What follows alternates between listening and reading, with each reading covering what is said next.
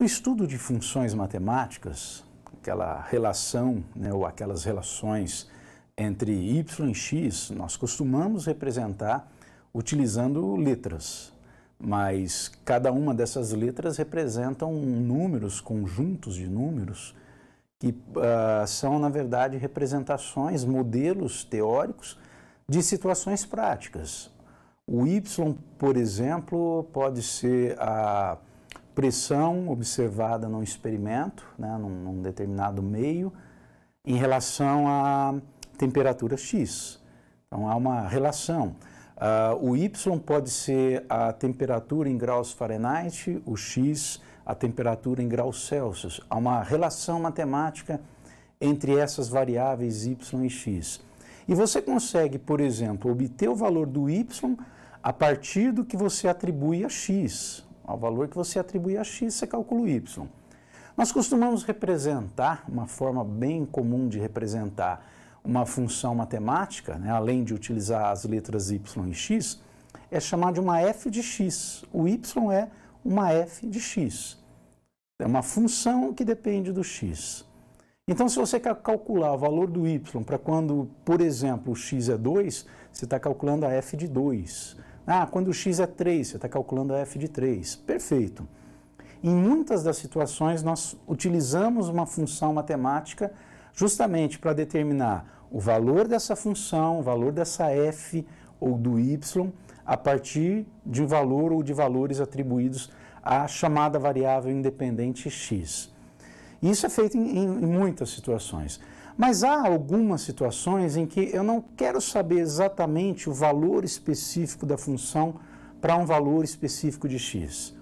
Eu quero saber o que acontece com a função, qual é o comportamento da função quando o x aumenta indefinidamente ou diminui indefinidamente. A gente costuma dizer quando o x tende ao infinito ou quando o x tende a menos infinito.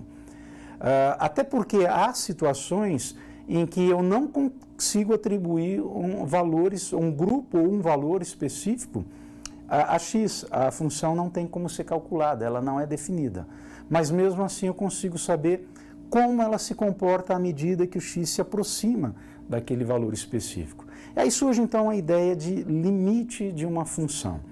Nesse vídeo eu vou falar um pouquinho, dar uma ideia, o que a gente chama de noção intuitiva de limite, a partir de dois exemplos de funções bem elementares também. Então a gente vai analisar exatamente o que é o limite, né, e analisar a partir dessas situações, como tantas outras que existem, em que eu não consigo atribuir valor, algum valor ou alguns valores específicos à variável x. Vamos aqui então ao nosso primeiro slide, em que eu vou justamente mostrar, né, essa ideia, essa noção de limite, a partir desse de dois exemplos, né? E o primeiro deles está aqui, dada a função f de x igual a 1 sobre x, determine a f de menos 2. O que significa isso? Calcular o valor da função f quando x é menos 2. A f de 2, mesma coisa, só que agora o x é 2, então qual é o valor da função? Até aí nenhuma novidade, né? O que você já está acostumado a trabalhar em termos de função matemática. A f de menos 1, a f de 1 e a f de 0. Aí é que começa a surgir o problema. Tem como calcular a f de 0? Depois eu quero saber o que acontece à medida que o x diminui e à medida que o x aumenta. Então vamos à resolução, né, desse exemplo. Aqui nós temos a função f de x igual a 1 sobre x, chamada função recíproca. Tá? E a ideia é como fazer uma tabelinha, né, em que nós vamos atribuindo valores para x, os valores ali solicitados na questão. Né? Por exemplo, primeiro caso, letra A. Qual é o valor da função f, ou do y, tanto faz, quando o x é menos 2? Então eu vou calcular a f de menos 2. Tá? Como a função é 1 sobre x, fica 1 sobre menos 2, que é menos meio. Você pode colocar, inclusive, se quiser, na forma decimal, menos 0,5. Ok, até aí nenhuma novidade. A f de 2, coloque 2 no lugar do x, então fica 1 sobre 2, meio, positivo. Tá? A f de menos 1, também até aí nada de novo, né? 1 sobre menos 1, que dá menos 1. E a f de 1, idem, 1 sobre 1, que é 1. Perfeito, até aí nós conseguimos calcular, né? Agora, o que acontece com essa função, por exemplo, se eu tento calcular a f de 0? Né? Coloquei uma interrogação. Na verdade, você pode escrever aí que não é definida, essa função não é definida para x igual a zero. O x igual a zero não faz parte do domínio dessa função. Lembre-se que o domínio é exatamente o conjunto, o domínio de uma função, é o conjunto associado a essa função, em que eu tenho todos os possíveis valores de x, né, todos os valores que x pode assumir para essa função.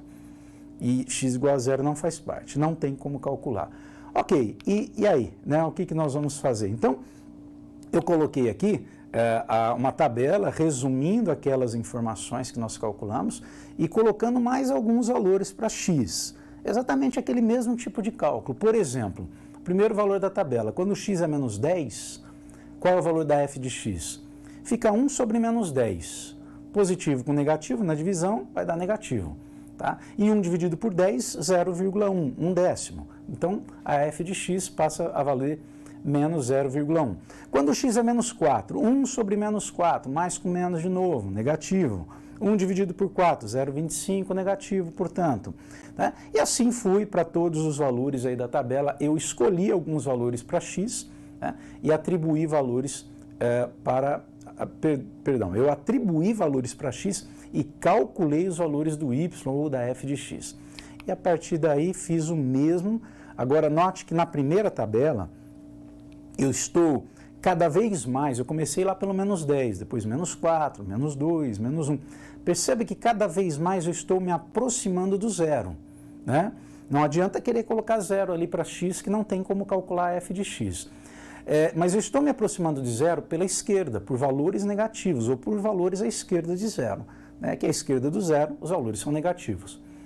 E na tabela à direita, fiz o mesmo. Perceba que, inclusive, são os valores obtidos para f de x são os simétricos da tabela que está à esquerda. Quando x é igual a 10 positivo, a f de x é mais 0,1. Quando x é igual a 4 positivo, a f de x é mais 0,25. Né? Então, tanto é que essa função é chamada de função recíproca.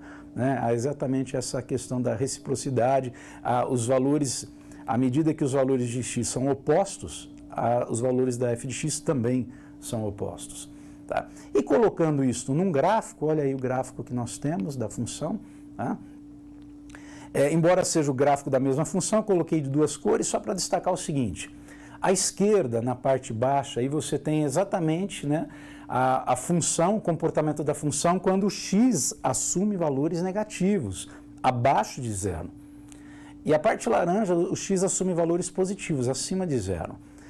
E à medida, né, o que dá já para perceber, à medida que nós nos aproximamos de zero, seja, por exemplo, nos aproximamos de zero pela esquerda, a função ela vai decrescendo cada vez mais. A gente diz que ela tende a infinito. Ela não assume valor específico, ela tende ao infinito.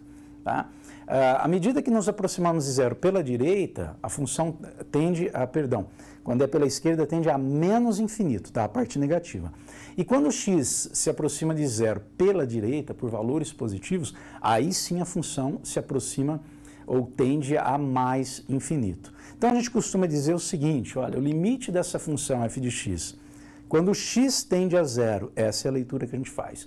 Pela esquerda, por isso que tem aquele sinalzinho de menos, que é para indicar que é pela esquerda, a função, né, o limite é menos infinito, a função tende a menos infinito. Ao mesmo tempo em que se nos aproximamos, ou se o x se aproxima de zero pela direita, nós dizemos que a função tende a mais infinito, ok? Então, nesse caso, a gente diz que não existe o limite da função f de x, porque para existir tem que tender, seja pela direita ou pela esquerda, tem que tender ao mesmo valor, né, ou a mais infinito ou a menos infinito somente. Agora, essa função 1 sobre x ao quadrado, mesma ideia aqui, vou passar um pouquinho mais rápido, fiz uma tabela, só que agora não é mais 1 sobre x, e sim 1 sobre x ao quadrado. O que acontece à medida que eu me aproximo ou que o x se aproxima de zero pela esquerda? Os valores ficam positivos, porque quando eu elevo ao quadrado, né, x ao quadrado, vai ficar positivo a parte de baixo. 1 em cima é positivo, mais com mais na divisão vai dar mais. E aí, fazendo a tabela para os valores opostos de x, só trocando o sinal. perceba que os valores da f de x são os mesmos exatamente. Se nós colocamos isso num gráfico, olha o que acontece. Tá? Então você percebe que à medida que, e respondendo à pergunta que faltou lá no início, isso vale tanto para essa como para outra questão. À medida que o x aumenta, a função se aproxima de zero.